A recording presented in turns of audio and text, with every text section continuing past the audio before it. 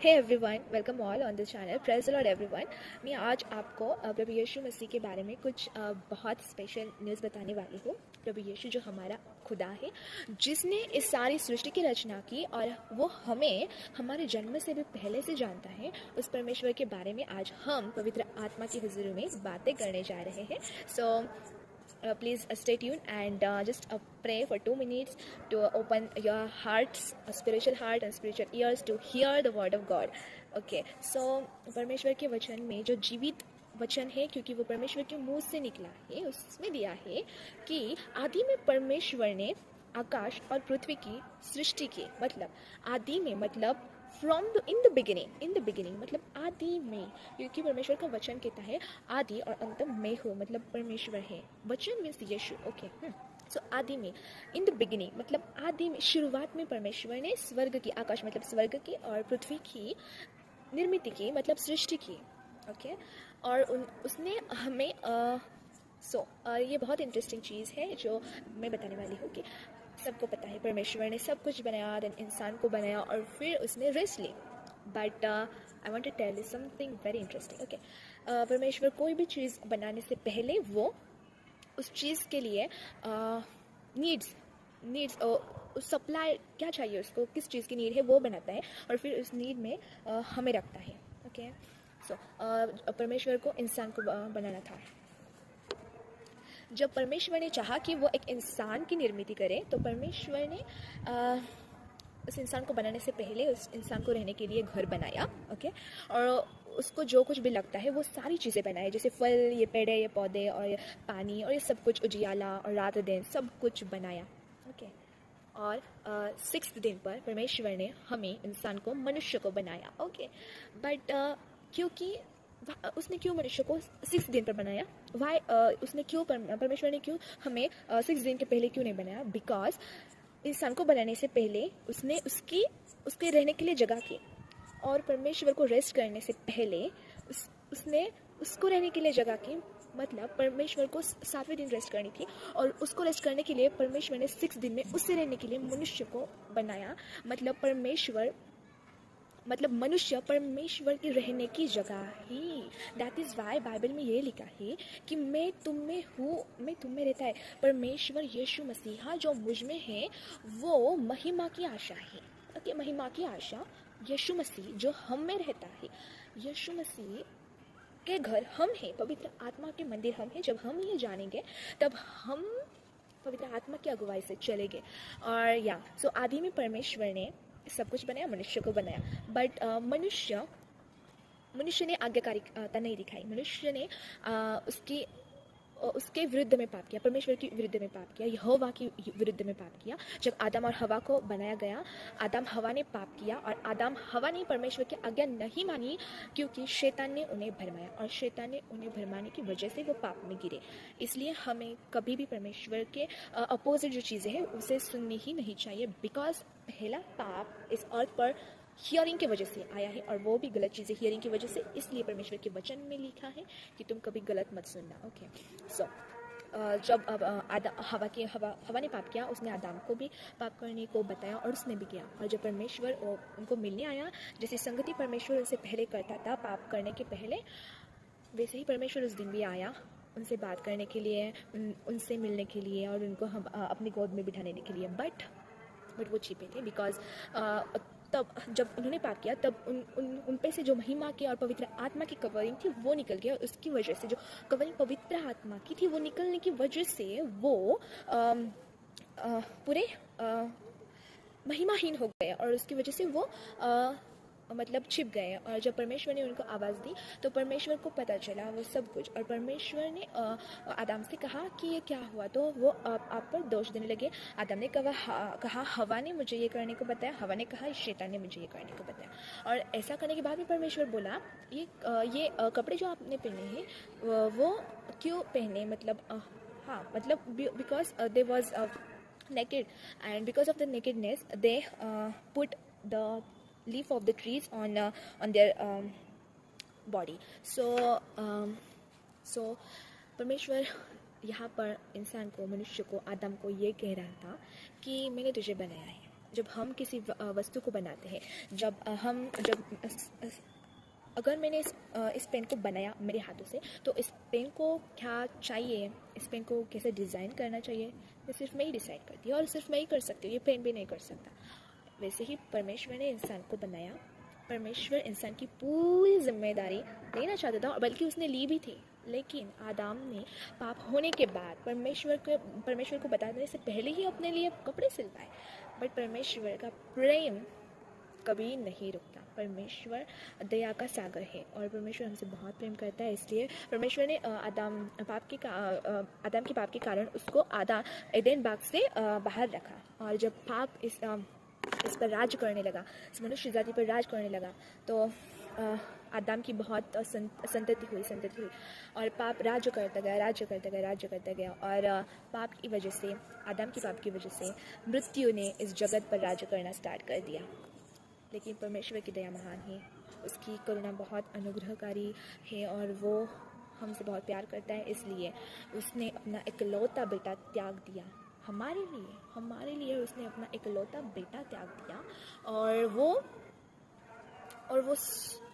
बेटा त्याग दिया, मतलब परमेश्वर ने जो स्वर्ग का राजा है उससे नीचे भेजा अपने बेटे को, जो राजा का बेटा है, जो प्रिंस है स्वर्ग का, उसे परमेश्वर ने यहाँ पर हमारे पाप के कारण भेजा। और यीशु मसीह ने स्वर्ग छोड़कर वो पृथ्वी पर आया और पृथ्वी पर आने के बाद उसने बहुत पीड़ाएं सहन की। मनुष्य के कारण वो पकड़ाया गया और मनुष्य ने उसको बहुत ही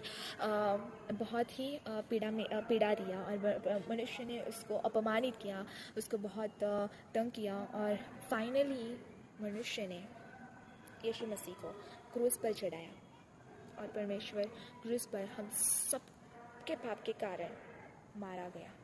जो शास्त्र लेख में लिखा था, जो ओल्ड टेस्टामेंट में बहुत प्रोफेट्स ने प्रोफेसिस की थी कि परमेश्वर का बेटा आएगा, वो पापियों के कारण पापियों के हाथों में दिया जाएगा और वो पीड़ाओं में से जाएगा और वो क्रूस पर जाएगा और मुर्दों में से तीसरे दिन फिर जी उठेगा। और वैसा ही हुआ, परमेश्वर क्रूस पर दिया गया। और जब परमेश्वर ने क्रूस पर अपनी जान दे दी, तीसरे दिन परमेश्वर कब्र में से जी उठे। कब्र मतलब मृत्यु परमेश्वर को नहीं रख सकी। कब्र में से परमेश्वर जी उठे और अभी भी इसी वक्त वो कब्र जो इज़राइल में है वो अभी भी एम्प्टी है। जब हम वहाँ जाएंगे और देखेंगे तो वो एम्प्टी है और ये टेस्टिमनी है और वहाँ पर लिखा है कि वो यहाँ नहीं है क्योंकि वो जी उठा है। और ये सब जग को मानना ही पड़ेगा क्योंकि वो लिखित है परमेश्वर के वचन में भी और इस जग के उस क्षेत्र में भी। सो ये तो हमारी ड्यूटी है कि हमें बताना चाहिए लोगों को। यस, आपको पता चला है कि परमेश्वर का वचन ही यीशु मसीह ही है और यीशु मसीह फिर आने वाला है। तो ये आपकी और मेरी ड्यूटी है कि हम लोगों को परमेश्वर के बारे में बताएं, क्योंकि परमेश्वर के वचन में दिया है कि हम परमेश्वर प्यासा है। परमेश्वर जब क्रूस पर था तो परमेश्वर ने 5वें दिन ये नहीं कहा कि अब मैं मतलब मुझे पानी की प्यास लगी, नहीं। परमेश्वर ने सिंपली ये कहा कि मैं प्यासा हूँ। तो मनुष्य ने अपने शारीरिक रीति से उसे देखा और वो समझे कि परमेश्वर को पानी की मतलब थर्स्टी है, इसलिए उन्होंने उसको दाख मधु दी। बट वो कह रहा था कि मैं सोल्स का प्यासा, मतलब I am thirsty for the souls. And he also says that मतलब हार्वेस्ट बहुत है, मतलब पीक बहुत है, लेकिन उसमें काम करने वाले कम हैं। तो जो भी हम प्रभु यीशु मसीह पर विश्वास करते हैं, हमें उसके लिए काम करना चाहिए, हमें उसके साथ स्टैंड लेना चाहिए, उसको हमारी लाइफ डिवोट करनी चाहिए और हमारी लाइफ में जो भी कोई व्यक्ति आता है उस व्यक्ति को यीशु मसीह के बारे में बताना चाहिए। और हमको जो भी कोई प्लेटफॉर्म मिलता है उस प्लेटफॉर्म में हमें परमेश्वर की महिमा के लिए उपयोग करना है। और मार्क 16 और लुक 24 और 6 वर्स और उसकी सारे वर्स में ही परमेश्वर का खाली कब्र के बारे में दिया है। और परमेश्वर फिर से जी उठा है, वो कब्र में नहीं रहा है, वो फिर से जी उठा है। और वो सिर्फ जी नहीं उठा, तो उसने जी उठने के बाद अपने चेलों को और कई लोगों को विजन भी दिया है, और ऐसा विजन नहीं, ओपन विजन, मतलब वो एनकाउंटर हुआ है, उनसे आके मिला है, और सिर्फ मिला ही नहीं, उसने मच्छी भी खाई है। So it is very interesting thing कि वो ज़िंदा है, वो हमारे साथ है। इफ़ वो, अगर वो उस दिन क्रूस पर जाने के बाद, जब वो तीसरे दिन जो था, उसके बाद वो अपने चेलों को दर्शन दे रहा था, तो आज भी हमें दे सकता है, और आज भी हमें कई लोगों को दिया है और देता आएगा और देगा इन जीसस नेम। सो वचन में लिखा है, जैसे मार्क 16 और लुक 24:6 में दिया है, वैसा ही हुआ है, और परमेश्वर की कब्र खाली है। और जब परमेश्वर कब्र में से जी उठे, और वो अपने चेलों को और बहुत सारे लोगों को दर्शन दे रहे थे और बता रहे थे कि देखो मैं जीवित हूँ, मुझे टच करके देखो, मैं जीवित ही हूँ। और जब सब लोगों ने विश्वास किया कि यस, हमारा परमेश्वर जी उठा है और उसका वचन पूरा हुआ है, जो हमसे वो इतने दिन से कह रहा था कि मैं क्रूस पर जाऊंगा और तीसरे दिन जी उठूंगा, ये सच में हुआ है, और उन्होंने अपने आँखों से वो देखा और लिखा भी। तब 40वें दिन परमेश्वर ने 40 दिन तक परमेश्वर उन्हें दर्शन देता रहा, एनकाउंटर होता रहा। और जब परमेश्वर का स्वर्गारोहण का टाइम आ गया, जब वह स्वर्गारोहण करने वाला था, तो आखिरी कमांड उसने अपने चेलों को दी, अपने शिष्यों को दी और अपने डिसिपल्स को दी। और वो कमांड ये थी कि परमेश्वर ये कह रहा था कि इसलिए तुम जाकर सब जातियों के लोगों को चेला बनाओ और उन्हें पिता, पुत्र और पवित्र आत्मा के नाम से बपतिस्मा दो, और उन्हें सब बातें जो मैंने तुम्हें आज्ञा दी है मानना सिखाओ, और देखो मैं जगत के अंत तक सदैव तुम्हारे संग हो। सो परमेश्वर इस वचन में से ये कहना चाहता है कि परमेश्वर की इच्छा है कि everyone in this world should be saved in Jesus name. Okay, परमेश्वर की ये इच्छा है कि इस दुनिया के सारे लोग यीशु मसीह के नाम में उद्धार पाए, और इसलिए उसने अपने इकलौते बेटे को दे दिया, ताकि जो कोई यीशु मसीह पर विश्वास करे वो अनंत जीवन पाए। जैसे यूहान की किताब में तीसरे वचन में 16 वर्स में दिया है, जॉन 3:16 में दिया है। वो बहुत बड़ा सुसमाचार है। और अगर आपको ये बात पता चले कि परमेश्वर ज़िंदा है और यीशु मसीह मुर्दों में से जी उठा है और वो अब भी हमारे साथ बातें करता है, हमारे साथ बोलता है, तो ये हमारी ड्यूटी है। Because if we are the disciples, then it is our duty to preach the word of God wherever we are.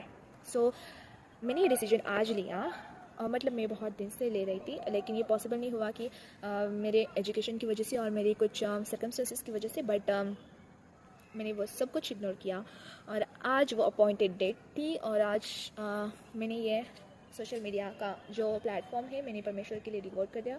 और this channel is not my channel, और this channel is not belongs to Aishwarya Panchmukh, because this channel is belongs to the Jesus Christ. And इस channel पर हमेशा परमेश्वर की ही महिमा होगी, परमेश्वर के बारे में ही यहाँ पर बात की जाएगी, और परमेश्वर के ही संदेश यहाँ पर होगी। परमेश्वर ने हमसे वादा किया है कि जग के अंत तक मैं तुम्हारे साथ हूँ, और हम ये भी जानते हैं कि जो कोई विश्वास करेंगे परमेश्वर के नाम पर, वो अनंत जीवन पाएंगे।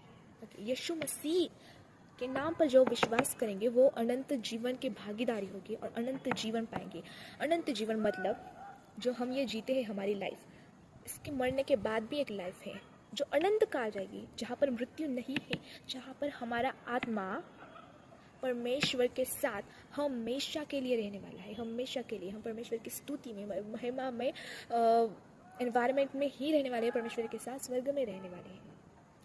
और कौन लोग? सब लोग नहीं, जो परमेश्वर के नाम पर विश्वास करते हैं, यीशु मसीह को जिसने अपना उद्धारकर्ता जान लिया है और स्वीकार किया है और अपने पापों से पश्चाताप किया है, वो अनंत जीवन में जा सकता है इन जीसस नेम। और अनंत जीवन उसका पार्ट है जो यीशु मसीह पर बिलीव करता है। और वचन में लिखा है कि यीशु मसीह के द्वारा मैं सब कुछ कर सकता हूँ, क्योंकि वो मुझे स्ट्रेंथ देता है, वो मुझे बल देता है, और उसकी बल की वजह से मैं सब कुछ कर सकता हूँ।